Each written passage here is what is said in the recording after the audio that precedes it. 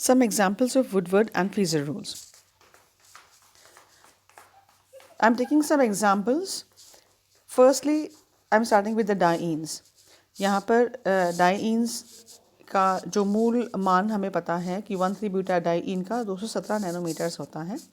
और ये जो पहला उदाहरण मैंने लिया है ये है 2,3-डाइमिथाइल 1,3-ब्यूटाडाइईन. और क्योंकि ये 1,3-ब्यूटाडाइईन का डेरिवेटिव है जिसमें सेकंड और थर्ड कार्बन के ऊपर हाइड्रोजन एटम की जगह पर दो मैथिल ग्रुप उपस्थित हैं, यानी दो विस्थापित ग्रुप हो गए इसके अंदर एल्किल समूह के, जो कि एल्किल समूह कौन सा है, मिथाइल ग्रुप है. मूल मान हो गया 217 नैनोमीटर.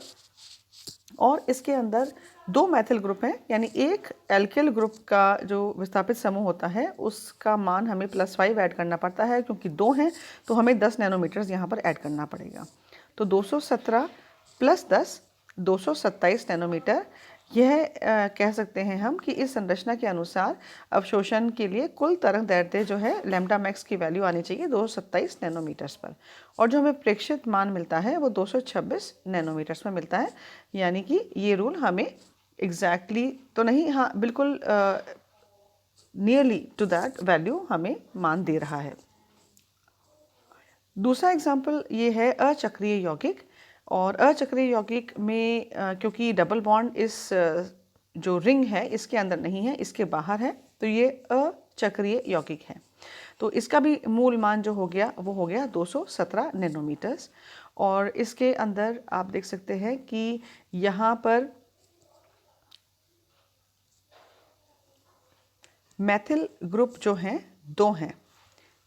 पहला मैथिल समूह जो है वो यहाँ और ये दूसरा यहाँ पर उपस्थित है.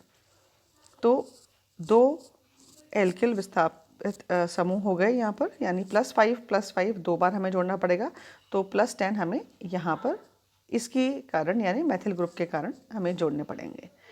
वलय अवशेष भी दो हैं क्योंकि ये जो डबल बॉन्ड है इसको अगर हमें अलग करना पड़ा तो यहाँ से हटाना पड़ेगा और यहाँ से हटाना पड़ेगा.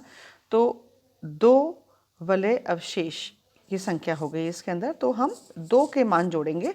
एक वलय अवशेष का मान होगा +5, तो दो का हो गया +10, तो हमें +10 इसके अंदर जोड़ना पड़ेगा. नाउ क्योंकि यहाँ पर एक रिंग और साइक्लिक स्ट्रक्चर है और उस रिंग के बाहर एक द्विबंध उपस्थित है जिसको कि हम एक्सोसाइक्लिक डबल बॉन्ड कहते हैं. और उसकी संख्या यहाँ पर हो गई एक, यानी एक रिंग के बाहर डबल बॉन्ड, एक बाह्य चक्रीय द्विबंध उपस्थित है. और जो उसका मान होता है वो हमें लेना पड़ता है +5.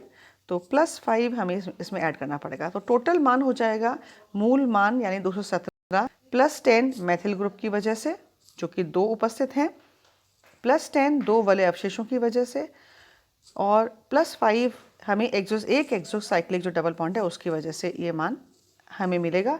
तो टोटल इसका अमाउंट हो गया 242 नैनोमीटर्स. यानी इसका लैम्डा मैक्स जो आना चाहिए अवशोषण जो होगा वो 242 नैनोमीटर्स पर होगा.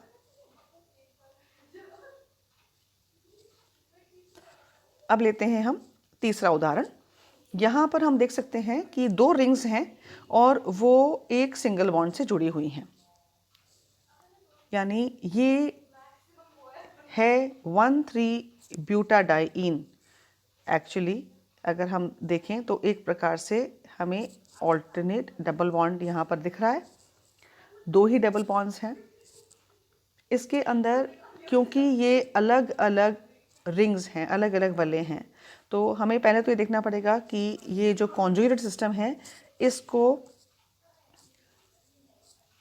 हम किस प्रकार से इसकी कैलकुलेशंस करेंगे. तो पहली बात, ये विषम चक्रीय संयुग्मित डाइईन है, यानी हीट्रो एन्युलर, यानी अलग अलग रिंग के अंदर उपस्थित हैं डबल बॉन्ड्स. तो इसलिए हमें जो मान लेना पड़ेगा, जो इसका मूल मान है वो 214 नैनोमीटर्स लेना पड़ेगा, जो कि हम मूल मान इसका ये ले रहे हैं.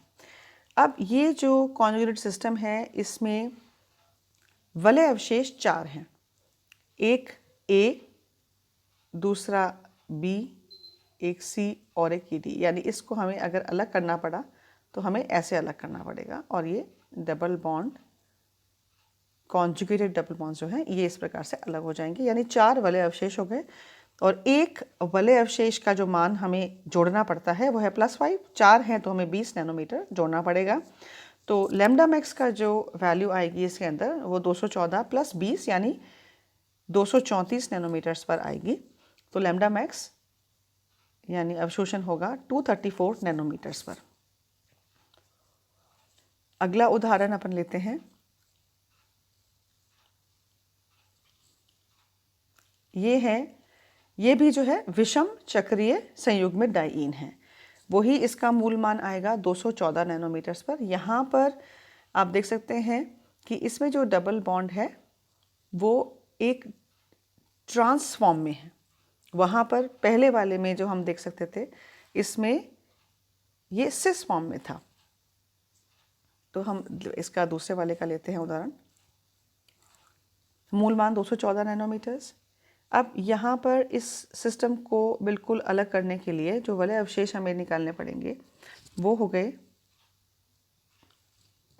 एक A, ये वाला, एक AB और एक तीसरा C। यानी अब इसको हम सेपरेट आउट कर सकते हैं। तो 3 वलय अवशेष हो गए। एक का मान +5, 3 का मान +15 और एक बाह्य चक्रीय द्विबंध उपस्थित है।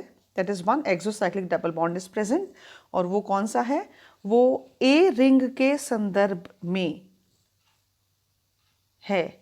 वो आप देख सकते हैं A रिंग के बाहर जो कि डबल बॉन्ड है B रिंग के अंदर, ये रहा, और A के एक्सोसाइक्लिक है ये, यानी A के बाहर है।